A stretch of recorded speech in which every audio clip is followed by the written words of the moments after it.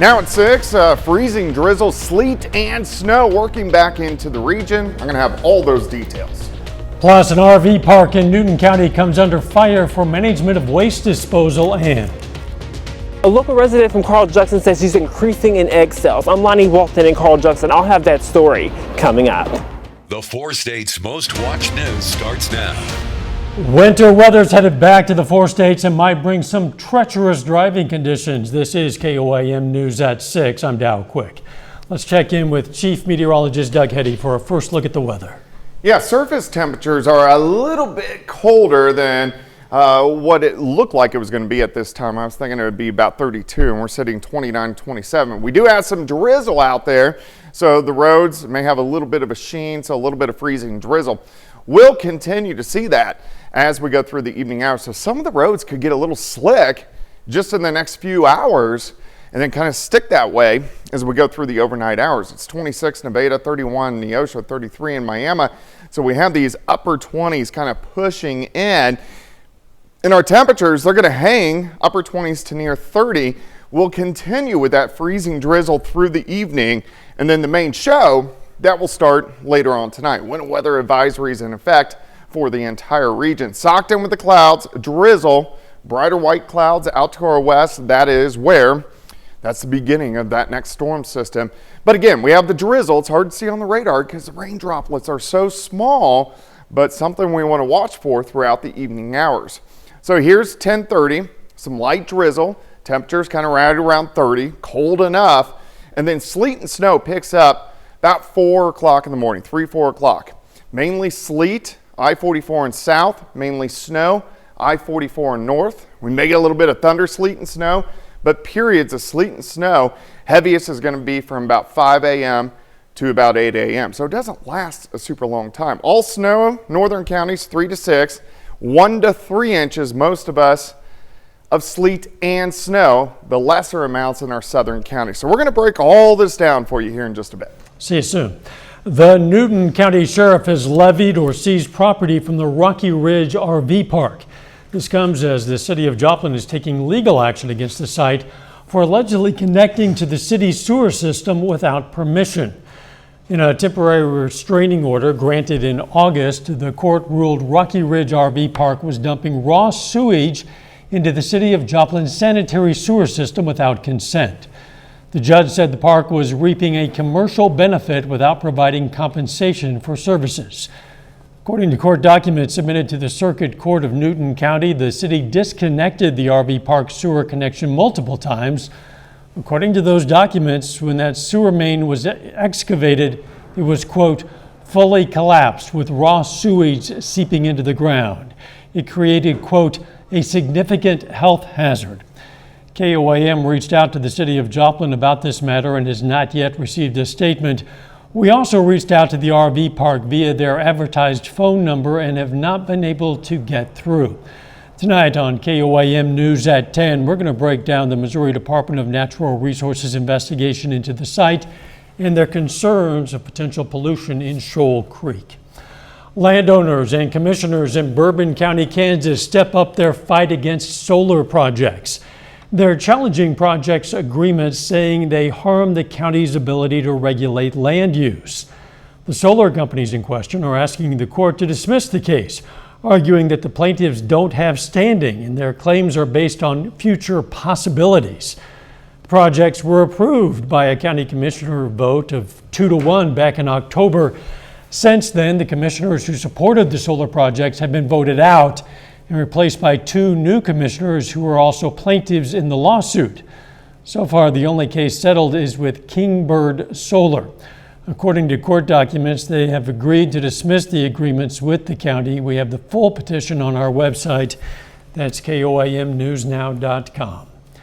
Some egg prices in the 4 states have climbed to more than $5 a dozen. KOAM's Lonnie Walton spoke to a local egg farmer and a consumer to get their take on the rising costs. I really slowed down on buying them. Terry Sims is the owner of Terry's Outlet in Cherokee County. He says he can afford eggs, but when he wants them, he says he's scrambling for too much money. The chickens aren't any bigger. The eggs are still the same size. They come from the same place, no feathers attached. Although we don't know for sure if everyone in the 4 states feels the way Mr. Sims does, egg farmer Tiffany Wheeler says customers are coming to her like crazy. Usually I put the eggs out about 8 o'clock in the morning and they're sold out by 11. They're definitely a big demand right now with the prices at the stores. Wheeler says her love for chickens comes from her childhood. My parents always raised us with chickens, goats, cows, rabbits. I've always been a country girl. And of course I had to ask her, what about that deadly disease, bird flu? No, that really doesn't bother me at all. But what does bother her is other predators. One of my fears is losing them to chicken hawks. Daily, we have major chicken hawks out here where we live. Wheeler does what she can to keep prices low. Local neighborhood Walmart, they're selling them for $5.46 a dozen. We sell them for $4 a dozen. Sims says things will eventually get back in order, just give it time. Reporting in Carl Junction, I'm Lonnie Walton, KOAM News. Wheeler also sells duck and baby chickens. She says the chickens usually produce fewer eggs in the winter. Hundreds of athletes head to Pitt State for a Special Olympics basketball and cheer competition. Their story's coming up, but first. Bright Futures is making a big difference in the community and making sure students have the food they need. I'm Melissa Alexis and I'll have the story coming up. Bright Futures is making a big difference in the community and making sure Joplin students don't go hungry. KOAM's Melissa Alexis has more.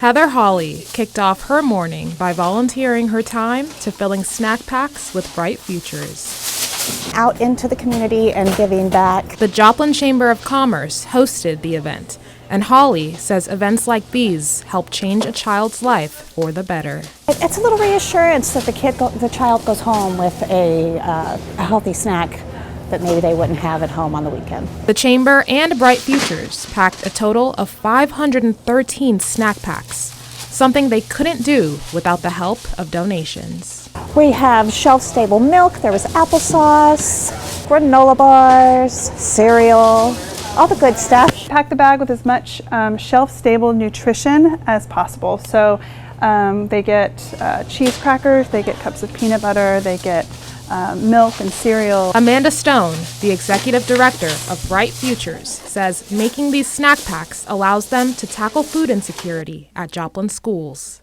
Students in need can get a snack pack over the weekend when they don't have access to school lunch or breakfast. There's fear, they're afraid, it's a constant feeling of not having enough. And that's why she and the volunteers do what they do.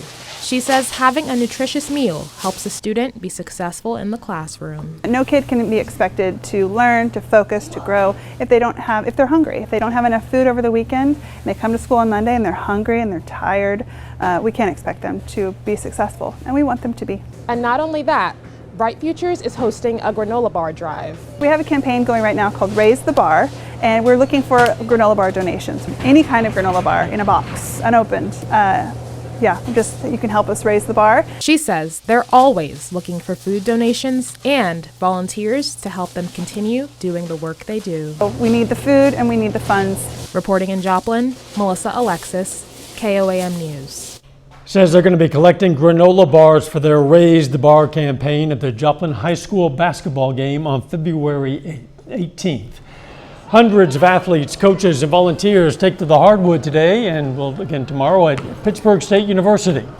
Special Olympics Kansas is holding its basketball and cheer competition. Today was the adult competitions. Tomorrow will be youth athletes. Organizers say the athletes are having a blast. People are here to have fun, have a good time, have a great time with everybody. You know, sometimes people need fun. The event celebrates athletic skills, teamwork, and the unbreakable spirit for the athletes. And the theme is revealed for this year's Freeman 5K and Walk for Autism. It's Under the Sea. As you see, Freeman Health System hosts the event to help raise funds for supporting program development and scholarship help at the Bill and Virginia Leffen Center for Autism. 2.2% of the U.S. population are on the autism spectrum. Definitely vital. We know the prevalence of autism is now 1 in 36. So, and it's higher in boys. So we have a lot of kids that need to be served. and they definitely need program supplies, things that we can individualize their treatment. So this 5K helps out and buy those things that insurance doesn't cover. That 5K is scheduled for Saturday, April 26th, starting in front of the Leffen Center in Joplin. Mark your calendars. A little bit later, visitors to Galena will soon get their kicks at a motor court themed on vintage gas station. And freezing drizzle has already begun, so we're going to look at what's moving in coming up. Well, of course, we are tracking another winter storm moving into the region already. We got freezing drizzle out there, which you can see on our Cornell Arts and Entertainment Complex tower cam. So temperatures are below freezing, so there may become a light glaze of ice on the roadways as we go through the next few hours. So be careful, because of course your braking is not going to be as good when you're out on some icy roads, and this will get worse as we go through the night. Winter weather advisory in effect for everybody for freezing drizzle, sleet, and snow, which will affect us over about the next 18 hours. Socked in with the clouds right now. We can zoom in. Really hard to pick up on drizzle just because the rain droplets are so tiny. Even a little bit of light sleet kind of skirting through our northern counties, but we'll continue to pick up the drizzle as we go through the next several hours. But the main show will show up right around 3 or 4 o'clock in the morning.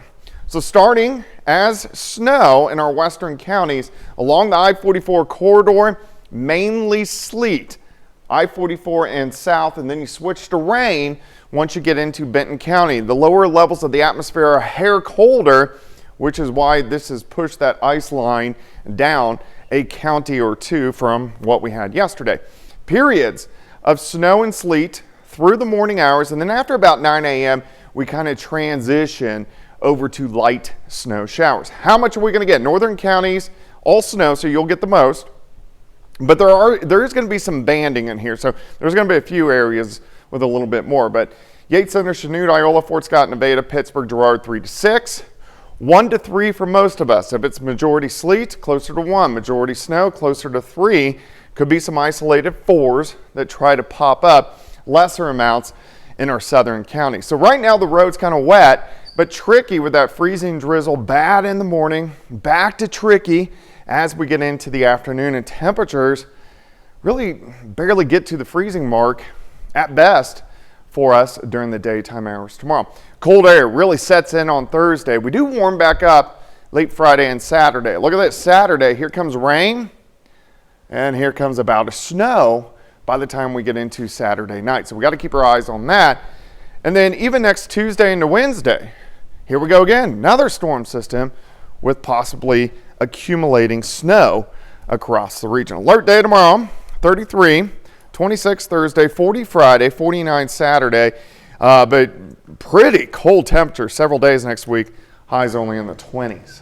Oh, that's too cold. I know. And I don't really want weather like this to return, but I guess you can't do anything about it. Thanks, Doug. Hey, don't forget, you can be the first to know about today's weather with the KOIM Skywatch weather app.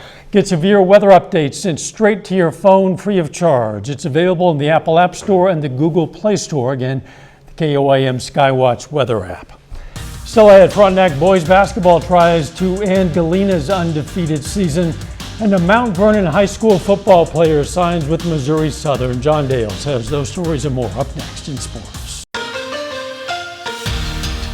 For the second time in as many days, Mount Vernon High School football has a senior player signing to play at the collegiate level. And this Mountaineer standout will be keeping his talents here in the 4 states. Mount Vernon High School senior Danny Fields signs his national letter of intent this morning to continue his football career at Missouri Southern. Now, Atiba Bradley and the Lions are getting an offensive lineman who has received all-conference, all-district, and all-area honors. Fields says today is a moment that's been about 10 years in the making. It's been a goal of mine since I played in 3rd grade, and I'm here. I'm just excited to move to the next level and just show people from small towns can move up to play at big schools. Galena Boys High School basketball is at home tonight. The Bulldogs have had a dream season thus far. Entering this evening, they're in first place in the CNC. That makes sense because Galena is undefeated, 15-0. This evening, the Bulldogs play host to Frontenac. That one scheduled for a 7:30 p.m. tip-off. Now, this is the second meeting of the year between these two teams. Just less than 2 weeks ago, Galena took down the Raiders by 2 points on the road.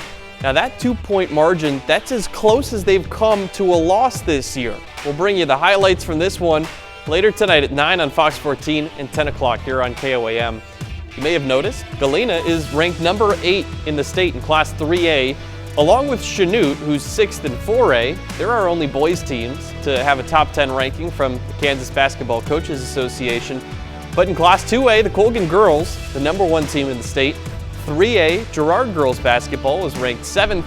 Then in 4A, Fort Scott is ranked 5th. Labette County is 6th. The Lady Tigers just beat the Lady Grizzlies last week. Meanwhile, in Missouri, we've got a COC West rivalry game. The Webb City Cardinals play host to the Carthage Tigers. Starting on the girls' side, this game just tipped off at 6. Webb City comes into tonight at 13-7. However, they've lost 2 in a row entering tonight. Carthage is exactly 500. Lady Tigers, 10-10. Conversely, they've won their last 2 games. Now, this will be the first meeting of the year between these two. Of course, after that game finishes up, the Webb City and Carthage boys square off. Much like their girls team, Cardinal boys have struggled in February. They've lost 3 in a row. Carthage comes into tonight with a 12-8 record. This is the second meeting of the year between these two rivals. Tigers won the first by 3 points back in December. And you know those Webb City players, they're thinking about that 3-point loss from way back at the start of the year. Yeah, thinking we were this close. We'll see what happens. We'll be right back. Here's a look at what's coming up on KOAM News at 9 on Fox 14 tonight. As ICE continues its sweep of undocumented migrants, we sit down with a Southwest Missouri man who's decided to return to his home country after 15 years. Plus, we're going to hear from the DNR as they investigate an RV park after reports of sewage dumping violations. And council members attempt to oust one of their own in McCune, Kansas. We're going to take you to tonight's meeting. Those stories, a lot more tonight. KOAM News at 9 on Fox 14. Gearheads and community members took in a groundbreaking today for a series of gas station-themed cabins. The Petrol Motor Court will be located on Main Street between 3rd and 4th in Galena, Kansas. Yeah, that's right on historic Route 66. The cabins will be modeled after vintage gas stations all the way down to the colors. Going with the theme of the old vintage, so we're going with blue, green bathrooms. So we're going old style, and they're going to be cozy also. They're not going to have a lot of space. When you come into other rooms, it'll be like, wow, this is a cute little gas station. Petrol Motor Court, yes, I said court, will feature 10 cabins. You want to be careful if you're out and about, particularly in the morning. There's going to be some slick streets potentially. And we already have freezing drizzle out there right now. So from this point on, watch the roadways. Sleet, snow, pick up tomorrow. It really gets going about 3 to 4 o'clock in the morning. Heaviest until about 9 o'clock in the morning, and then snow showers after that point in time. But an alert day due to our wintry mix moving in. Final sports notes. Looking forward to that rematch between Galena and Frontenac boys basketball. We'll have the highlights later tonight. All right, looking forward to that. Thanks for joining us. We'll see you right back here at 10. Please do be careful out there, and let's make it a great evening.